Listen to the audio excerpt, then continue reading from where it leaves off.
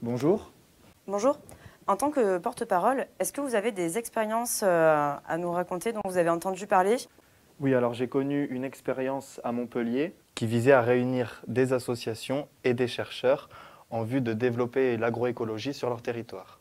En 2014, une nouvelle équipe arrive et définit un projet de développement pour le territoire avec 7 piliers stratégiques, dont l'agroécologie et l'alimentation. Une dynamique commence à se mettre en place, puis des associations organisent le mois de la transition agroécologique. On a proposé d'organiser plusieurs événements de manière cohérente qui pouvaient converger vers des forums pour pouvoir faire discuter d'une agroécologie qui alimente la ville, mais qui soit aussi une agroécologie paysanne. Nous avons d'un côté une politique publique qui se construit et d'un autre des associations qui s'organisent.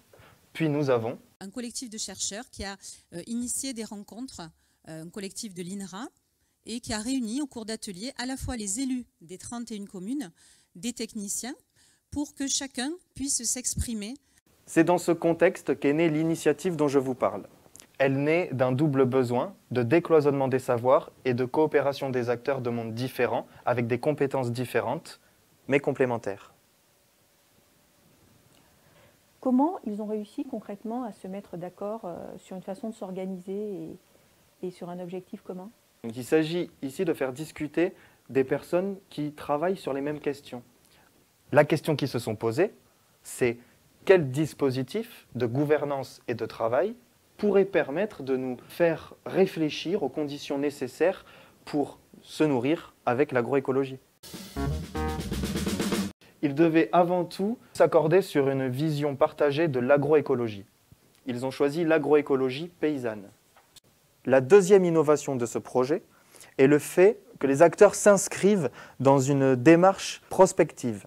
En effet, l'analyse prospective permet de réfléchir aux moyens d'arriver au développement de l'agroécologie sur le territoire sans être contraint par des enjeux politiques de court terme. Mais je pense que dans le cadre de ce projet, ça peut avoir un intérêt évident, dans le sens où ça oblige les acteurs à réfléchir les choses autrement.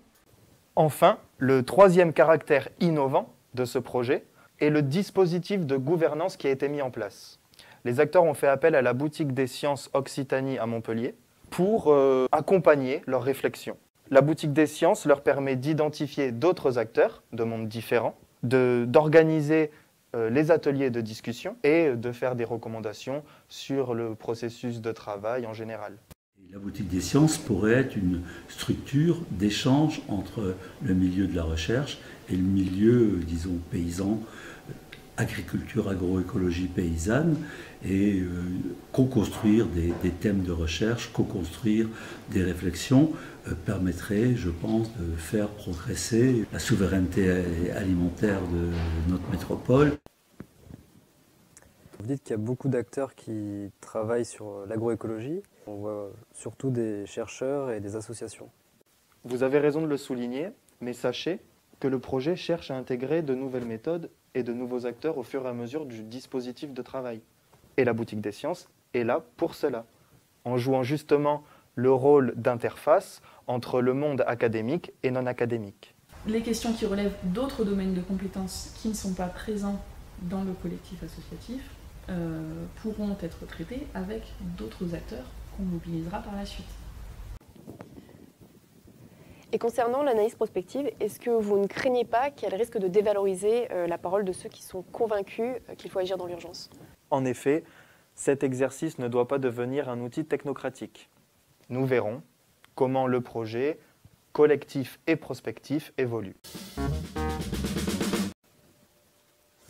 Alors je comprends bien que votre projet est actuellement en cours. Maintenant, qu'est-ce qui vous garantit que ce projet aura plus d'impact qu'un autre? Le résultat sera certes un projet de recherche, mais un projet de recherche-action. L'objectif est de répondre à des préoccupations concrètes de la société. Aujourd'hui, le projet est en construction, donc il n'y a pas d'impact avéré, je vous l'accorde. Mais ce qui est intéressant, c'est le cadre organisationnel qui est favorable à la construction d'une force collective qui pourrait orienter la transition vers l'agroécologie paysanne en Occitanie et sur le territoire de la métropole de Montpellier.